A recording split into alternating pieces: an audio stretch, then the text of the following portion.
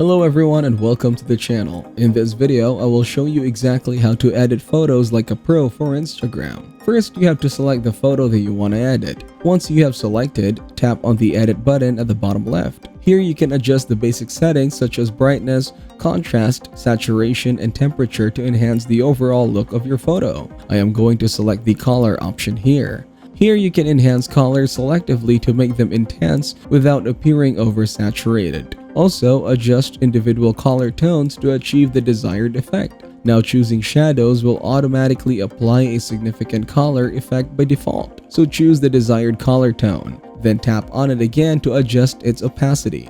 Next, choose highlights. Pick your preferred color and then it will apply to the brighter areas of your photo.